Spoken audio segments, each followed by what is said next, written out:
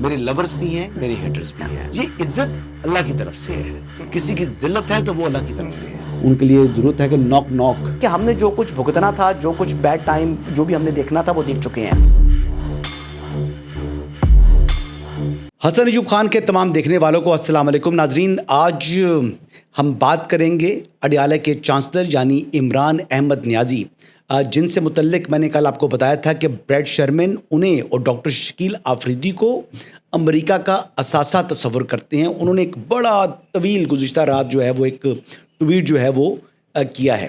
X کا جو plate form ہے، جو پریویسلی ٹویٹر تھا، اس کے اوپر آج بھی جو پوسٹ ہوتی ہے اس کو ہم ٹویٹ ہی کہتے ہیں. تو ٹویٹ جو آیا ان کا بڑا لمبا تھا، ایک بڑی چارج شیٹ اپنی طرف سے انہوں نے بیان کرنے کی کوشش کی، لیکن ان کا یہ ٹویٹ تضادات کا اور جھوٹ کا ایک مجموعہ تھا. عمران خان صاحب خود ایک سانس میں بات کرتے ہیں اور دوسری سانس میں اپنی ہی بات کو عملی طور پر کانٹرڈکٹ کر دیتے ہیں. عمران خان صاحب نے جو ٹویٹ کا آغاز کیا، اس نے کہا کہ پاکستان میں مارشل لا نہیں بلکہ عاصم لا نافذ ہے. یعنی ہم نے تو مارشل لا ہی سنا ہے کہ مارشل لا یعنی تمام اختیارات جو فوج کا سربراہ ہے، یعنی پاک فوج کا سربراہ، وہ تمام اختیارات اپنے پاس لے لے اور آئین کو معطل کر لے تو اس کو کہا جاتا ہے جی مارشل لا. اب یہ انہوں نے مارشل لا سے بھی بڑی چیز بنانے کی کوشش کی ہے جی عاصم لا. ظاہری بات ہے کیونکہ پاکستان کے پہلے جو کہتے ہیں کہ آئینی طور پر پروموٹ ہونے والے فیلڈ مارشل ہیں، جنہوں نے خود کو خود فیلڈ مارشل کے عہدے پر ترقی نہیں دی، بلکہ ان کو فیڈرل کیبنٹ اور پرائم منسٹر آف پاکستان نے فیلڈ مارشل کے عہدے پر ترقی دی، جس کی توثیق کی پریزیڈنٹ آف پاکستان نے. تو ایک مروجہ طریقہ کار موجود ہے پروموشن کا، اس طریقہ کار سے عاصم منیر صاحب ملک کے پہلے آئینی فیلڈ مارشل بنے ہیں. اب اس کو انہوں نے عاصم لا کر دیا. انہوں نے کہا جی کہ جو چیز عاصم منیر کو طاقت دیتی ہے وہی اس ملک کا قانون ہے. اب عمران خان صاحب جو ہے وہ قانون کی بات کرتے ہیں، اوپر بات کر رہے ہیں، لا کی بات کر رہے ہیں، یعنی لا اور قانون ایک ہی بات ہے. اور پھر دوسرا جب انہوں نے یہ بات کی تو انہوں نے کہا جی جو چیز بھی عاصم منیر کو طاقت دے، جب آپ نے مارشل لا نافذ کر لیا تو پھر طاقت تو آپ کے فیصلے ہیں نا، پھر آپ نے آئین کے مطابق تو نہیں چلنا، نہ پھر آپ نے قانون کے مطابق چلنا ہوتا ہے، لیکن وہ اس کو کہتے ہیں قانون بن جاتا ہے. اگلی بات کہتے ہیں جی انہوں نے پاکستان کے اندر اس وقت جو کہتے ہیں کانسٹیٹیوشنل اس ٹائم ادارے ہیں، یعنی سینٹ آف پاکستان ہو جائے، نیشنل اسمبلی ہو جائے، یا ہماری اعلیٰ عدلیہ ہو جائے. اعلیٰ عدلیہ یعنی ہائی کورٹس اور سپریم کورٹ بھی یہ آئینی عدالتیں ہیں. تو ان کو بھی انہوں نے جو ہے وہ غیر قانونی قرار دے دیا.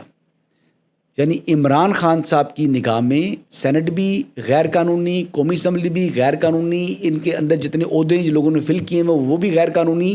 لیکن وہ خود یعنی پبلک اکاؤنٹ کمیٹی میں اگر ان کا چیئرمین ہے تو وہ آئینی، قومی اسمبلی میں اگر قاعدے اس پہ اختلاف ہے تو وہ آئینی، پرائم منسٹر غیر آئینی. اسی طریقے سے اگر سینٹ میں لیڈر آف دی اپوزیشن ہے تو وہ بھی آئینی، لیکن لیڈر آف دی ہاؤس اور چیئرمین سینٹ غیر آئینی. اب یہ اور مزے کی بات یہ ہے کہ یہاں پر بھی ان کا معاملہ رکا نہیں ہے.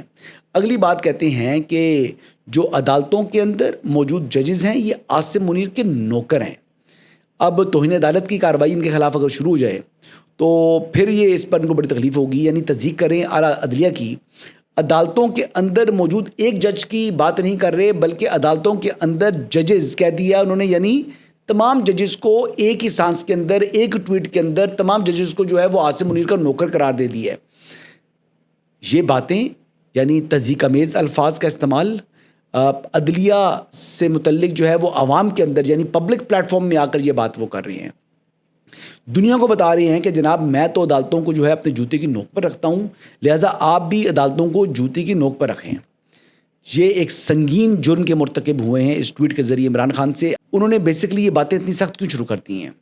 یہ ایک بات کی بڑی کلیئرلی جسٹیفائی کرتی ہے کہ عمران خان صاحب اس وقت ڈیسپریٹ ہو چکے ہیں، ڈیسپریشن کے اندر آ کر، کیونکہ وہ ماضی کی سہولت کاری جو ان کو عدالتوں سے ملتی تھی، جو عمراندار ججز جس طریقے سے عمران خان صاحب کو یعنی ایک لاڈلا پرو میکس کا سٹیٹس فراہم کر رہی تھیں عدالتیں، وہ سٹیٹس ان سے چھن چکا.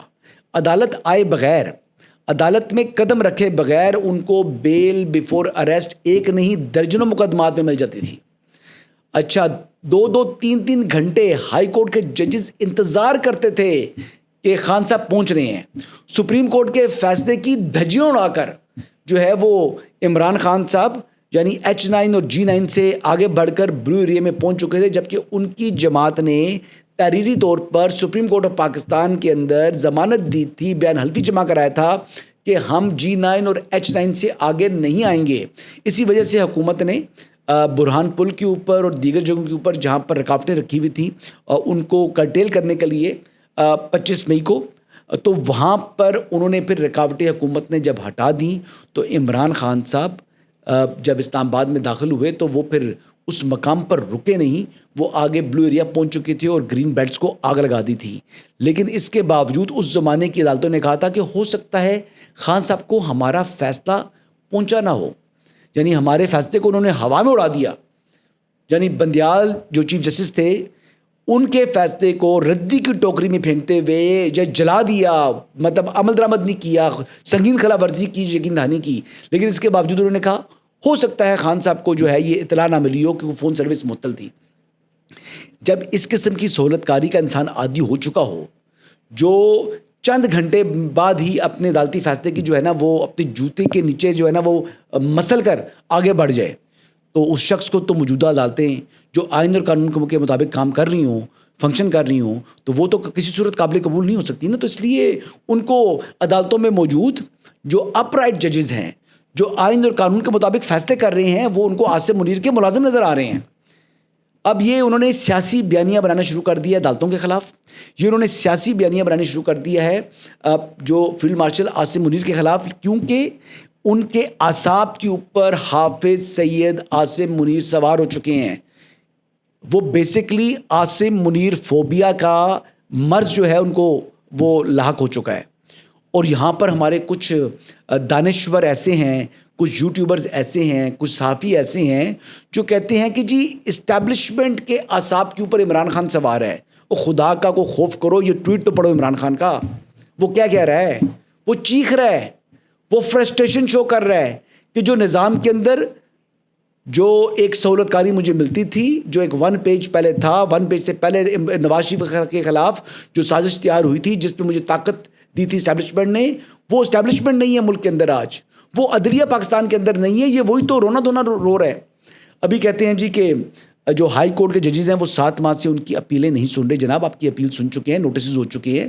اس کے بعد ہاں عدالتوں میں اور بھی مقدمات ہیں آپ کے علاوہ, ہر روز آپ کے مقدمات آ رہے ہیں. اگر دیکھا جائے اسلام آباد ہائی کورٹ نے پچھلے 1 سال کے دوران تو عمران خان سے متعلق کتنے کیسز سنے ہیں, اور آپ کی کتنی اپلیکیشن سنی ہے, آپ کی پارٹی کی جماعتوں کی کتنی اپلیکیشن سنی ہے, اور عام پبلک کی کتنی سنی ہے. تو میرے خیال سے پوری جو پبلک ہے وہ ایک طرف اور آپ لوگ ایک طرف ہیں, آپ کی جماعت ایک طرف ہے. جتنی سہولت کاری آپ کو ملی ہے شاید دنیا میں کسی بندے کو ملی ہو جو ہے وہ جیلوں کے اندر, جتنی سہولتیں آپ کو فراہم کی ہیں. پھر آپ کہتے ہیں جی کہ موجودہ جو الائنس ہے جو اس وقت حکمران اتحاد ہے, جس میں پاکستان پیپلز پارٹی اور مسلم لیگ نواز شامل ہیں اور MQM ہیں, اس کو انہوں نے ڈاکو الائنس قرار دیا. جی کہتے ہیں ڈاکو ڈفر الائنس ملک پر مکمل طور پر نافذ ہے. آپ ظاہری بات ہے, بہت سمجھدار آدمی ہیں, آپ ہمیشہ ذاتی فائدے کے لیے جھوٹا نیریٹو گھڑتے ہیں, آپ جھوٹ پر جھوٹ کا سہارا لیتے ہیں. آپ کبھی کہتے ہیں جی کہ میری حکومت جو ہے جنرل باجوہ نے نکلوائی, کبھی آپ کہتے ہیں کہ امریکہ نے جناب میری حکومت تبدیل کرائی, کبھی آپ کہتے ہیں جی کہ انہوں نے مل کے سازش کی ہے ہمارے ساتھ, کبھی آپ محسن نقوی کا نام لے لیتے ہیں, کبھی آپ کسی اور کا نام لے لیتے ہیں. آپ ایک جگہ پر تو کھڑے نہیں ہوتے, لیکن باقی تمام لوگ جو کہ اپنے پرنسپل سٹانس کے اوپر کھڑے رہتے ہیں اس کے ساتھ آپ جناب ان کو آپ ڈفر کہہ رہے ہیں. لیکن آپ جو ہے وہ بہت سمجھدار ہیں اور عقل کل ہیں. جو جاپان اور جرمنی کی سرحد میں لاتے ہیں وہ واقعی عقل کل ہیں. جی آپ کی باتیں میں مطلب اندازہ بڑا امپریس ہوں میں آپ سے. اچھا جی, آپ کہتے ہیں جی کہ حالات حاضرہ سے آپ کو بے خبر رکھنے کے لیے اخبارات جو ہے وہ فراہم نہیں کی جا رہی, اور کئی متعدد کتابیں آپ کی فیملی نے دی ہیں جن میں سے آپ کو ایک کتاب ملی ہے, باقی کتابیں آپ کو نہیں پہنچائی جا رہی. اور آپ کہہ رہے ہیں کہ جی آپ کے اوپر ٹارچر ہو رہا ہے, اور جو غفور انجم صاحب ہیں جو جیل سپرنٹینڈنٹ ہیں ان کے آنے کے بعد سے آپ پر جو ہے ٹارچر بڑھ چکا ہے. ایک سال میں آپ نے یہ باتیں کی کہ آپ کے اوپر ٹارچر ہو رہا ہے اور آپ کو جناب بالکل حالات حاضرہ سے بے خبر رکھا جا رہا ہے، لیکن آپ یہ بھی ساتھ فرما رہے ہیں کہ جو آپ کی پاکستان کی جو ٹیسٹ ٹیم ہے وہ 9ویں نمبر پر پہنچ گئی ہے. یہ تو مجھے بھی رینکنگ نہیں پتا تھی پاکستان کی رینکنگ کیا ہے ٹیسٹ کی، جو بالکل آپ نے ایکوریٹ بولی ہے. کل آپ اڈیالہ جیل میں ملاقات کر رہے تھے، آپ کہہ رہے تھے کہ جی پاکستان اور انگلینڈ کا ٹیسٹ ہو رہا ہے، تو کیا آپ کو کوئی وہی آ رہی ہے خان صاحب؟ اگر آپ کہتے تنہائی میں ہیں، آپ سے کوئی بندہ مل نہیں رہا، آپ کی اطلاعات تک انفارمیشن تک رسائی نہیں ہے، لیکن ٹیسٹ رینکنگ آپ کو پتہ ہے. یعنی جھوٹے شخص کا اس سے بڑی کیا دلیل ہوگی کہ ایک سانس میں ایک بات کر رہے ہیں اور دوسرے سانس میں اپنی ہی بات کو عملی طور پر جو ہے اس کی تردید کر رہا ہے. آپ کو ٹیسٹ ریٹنگ کا پتہ ہے کہ پاکستان کی کرکٹ کی ٹیم کا وہ حال کیا ہوا ہے. محسن نقوی جو ہے وہ کرکٹ کو تباہ کر رہا ہے اور عاصم منیر ملک کو تباہ کر رہا ہے. آپ نے یہ بات کی نا، تو پھر آپ کو ٹیسٹ ریٹنگ کا کس طرح پتہ لگ گیا ٹیسٹ ٹیم کہاں پہنچ چکی ہیں؟ اب یہ بھی کہتے ہیں کہ میں نے بیٹوں کو خود کہا ہے کہ وہ انسانی حقوق کی بنیاد پر عالمی عدالت سے رجوع کریں. آپ اپنے ٹویٹ میں یہ بات کر رہے ہیں، کمیونیکیشن آپ کی ہو رہی ہے، بیٹوں سے بات نہیں کروائی گئی. ٹھیک ہے جی، ممکن ہے کہ بات نہ کرائی گئی ہو، لیکن بیٹوں تک آپ کے پیغامات پہنچ رہے ہیں اور بیٹوں کے پیغامات آپ تک پہنچ رہے ہیں، اور وہ آج امریکہ میں بیٹھے ہوئے ہیں اور امریکہ میں وہ بریٹ شرمن سے ملاقات بھی کر رہے ہیں، جو کہ آپ کو اور شکیل افریدی کو ایک ترازو میں تول رہا ہے. اور آپ کے بیٹے جناب بڑے فخر کے ساتھ اس کے نام سے مل رہے ہیں، بلکہ وہ جو ان سے ملاقات کی تصویریں ہیں وہ آپ کا سوشل میڈیا اور آپ کے حمایتی لوگ جو ہیں نا وہ ٹویٹر کے اوپر اور فیس بک کے اوپر اور ٹک ٹاک کے اوپر شیئر بھی کر رہے ہیں، اور مطلب دل کھول کر رہے ہیں. اچھا، یہ بنیادی باتیں جی عمران خان صاحب سے متعلق. میں تو آخری باتیں دو باتیں یہ کروں گا کہ یہ شخص یہ فرسٹریشن کا شکار ہے، ذہنی دباؤ یقینی طور کے اوپر ان کے اوپر آ چکا ہے، کیونکہ وہ اب اعصاب کی جنگ جو ہے وہ ہار چکے ہیں. ان کو اس ٹائم کوئی اپنی جو ہے وہ صورت نظر نہیں آ رہی رہائی کی. ان کو نظر آ رہا ہے کہ اڈیالہ کے چانسلر کا جو عہدہ ہے اس کے اوپر وہ فائز تو ہو چکے ہیں، اب ان کو اپنی مدت شاید پوری کرنی پڑ جائے. 14 سال کی سزائیں آپ کو مل چکی ہیں. مین اپیل ابھی آپ کی جو ہے وہ سماعت اس کی 2026 میں جا کر ہونی ہے. تو ایک ابھی کم از کم آپ کی جو تاخیر ہے، جو آپ کہہ رہے ہیں کہ ہائی کورٹس میں کیسز نہیں لگ رہے، سسپینشن آف سینٹنس تو 10 سال والی سزا پر بھی نہیں ہوتی، آپ کو تو 14 سال کی ہو چکی ہے. یہ سسپینڈ تو آپ کو ہونی نہیں، یعنی ضمانت پر رہائی تو آپ کی ہو سکتی نہیں ہے، ممکن ہی نہیں ہے نیب کے مقدمات میں. تو پھر آپ کا کوئی بھی جو حق ہے وہ سلب نہیں ہو رہا، اور عدالتوں نے عمران احمد نیازی کے علاوہ بھی دیگر مقدمات کی سماعت بھی کرنی ہوتی ہے. وہ سہولت کاری جو آپ ڈھونڈ رہے ہیں خان صاحب وہ آپ کو نہیں ملے گی، نہ آندہ مل سکتی ہے جس طریقہ کا آپ کا وتیرہ ہے. اگلی خبر پر چلتے ہیں جی. محسن نقوی صاحب اور گنڈا پور صاحب نے کہا جی کو بڑے تنقیدی بیانات دیے، جو انہوں نے اے پی سی بلائی تھی جس میں کوئی سیاسی جماعت شریک نہیں ہوئی، اس کو اینڈ میں بھی یہ اے پی سی کہتے رہے ہیں. بھائی اگر باقی جماعتیں آپ کے ساتھ بیٹھنے کو تیار نہیں تھیں تو آپ پارلیمانی اپنا کو وفد بناتے، یا پارٹی کا کوئی وفد آپ کا جاتا، ان کو مناتا، قائل کرتا، اے پی سی میں شرکت کراتا. یہ تحریک انصاف کی جماعت اسلامی بیٹھ کر جو اپنی انہوں نے کانفرنس کی ہے، اس کو کیا آل پارٹیز کانفرنس کہا جا سکتا ہے؟ بالکل نہیں کہا جا سکتا. لیکن پھر بھی آپ نے اس کو اے پی سی کا نام دیا، تو آپ کی اپنی مرضی. سیاسی تنہائی کا شکار ہے آپ کی جماعت. پی ٹی آئی جو ہے حکومت میں ہو، جس طرح کے پی کے میں حکومت میں ہے، تب بھی سیاسی طور پر تنہا ہے. وفاق میں جو ہے وہ جب حکومت تھی تب بھی تنہائی کا شکار تھی، جب اپوزیشن میں تھی اس سے پہلے نواز شریف صاحب کے دور میں تب بھی عمران خان صاحب سیاسی تنہائی کا شکار تھے. تو تنہائی جو ہے وہ سیاسی تنہائی آپ کی اس وجہ سے ہے کہ آپ نہ کسی کو عزت دیتے ہیں، نہ آپ اپنی بات پر قائم رہتے ہیں، نہ آپ میں کوئی سیاسی طور کے اوپر کوئی پختگی ہے، اور نہ ہی آپ کمٹمنٹ کو آنر کرنے والے لوگ ہیں. تو لہٰذا آپ پر لوگ سیاسی طور پر اعتماد نہیں کرتے. اور جو اے پی سی ہے، اے پی سی کے اندر جب کوئی لوگ شریک نہیں ہوئے تو پھر بھڑاس نکالی علی مین گنڈا پور صاحب نے اسٹیبلشمنٹ کے اوپر. ان کے خلاف بڑی سخت زبان استعمال کی. کہا جی دہشت گردوں کو علی مین نے کہا جی کہ اداروں کے لوگ آگے چھڑوا جاتے ہیں. حالانکہ محسن نقوی صاحب نے ایک ٹویٹ کیا ہے اور انہوں نے گنڈا پور صاحب کو جو ہے وہ ایک ٹھیک جواب دیا ہے. انہوں نے کہا جی کہ ڈیرہ اسماعیل خان کی وہ کون سی سیاسی شخصیت ہے، حکومتی شخصیت ہے جو طالبان کو ہر ماہ بھتا دیتی ہے. یعنی ان کا اشارہ علی مین گنڈا پور صاحب کی جانب ہے کہ جناب چیف منسٹر ہوتے ہوئے یہ بھتے دے رہے ہیں طالبان کو. اور یقین کریں کہ آپریشن راہ راست، راہ نجات، ضرب عزب کے بعد پاکستان کے اندر جو ہے وہ بڑا امن آ چکا تھا.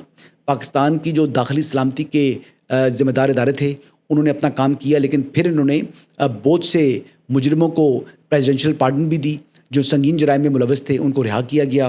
بہت سے لوگوں کو افغانستان سے पाकिस्तान आने दिया गया और फिर उसके बाद को बहुत से लोगों को जेलों से रिहा कर दिया गया, तो फिर उसके बाद से दोबारा जो क्रिमिनल्स थे उन्होंने अपना क्रिमिनल जो माइंड सेट है उसके तहत काम शुरू कर दिया, और पाकिस्तान के अब खैबर पख्तूनख्वा के बेशतर अजरा जो हैं वो नो गो एरिया बने हुए हैं पुलिस के लिए, और ये एक संगीन सूरत हाल है। लिहाजा पाकिस्तान की दाखिली सलामती के जो ज़िम्मेदार इदारे हैं वो अली मीन गंडापुर साहब आप इजाज़त दें या ना दें, उन्होंने दहशतगर्दी के ख़िलाफ़ जो है अपने ऑपरेशन जारी रखने हैं। बेसिकली जहाँ पर जिस जगह ऑपरेशन की ज़रूरत होगी, जो कार्रवाई की ज़रूरत होगी, कार्रवाई को बुरेकार लाया जाएगा, और इस दहशतगर्दी के नासूर को जड़ से उखाड़ कर फेंकना जो है वो रियासत की अवलीन तरजीह में शामिल है। लिहाजा आप अपना सियासी बयानिया जो है अपनी तरफ रखें। ये हो नहीं सकता कि रियासत जो है दहशतगर्दों को खुली छूट दे दें कि वो आकर पाकिस्तान के अवाम को अपने जो मज़मूम मकासद के हसूल के लिए जो है उसकी भेंट चढ़ा दें।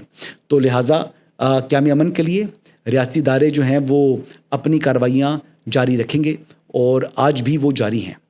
यही आज की अपडेट्स हैं जी। इंशाल्लाह कल दोबारा आपकी खिदमत में हाज़िर हूँगा। इजाज़त दीजिएगा। अल्लाह हाफ़िज़।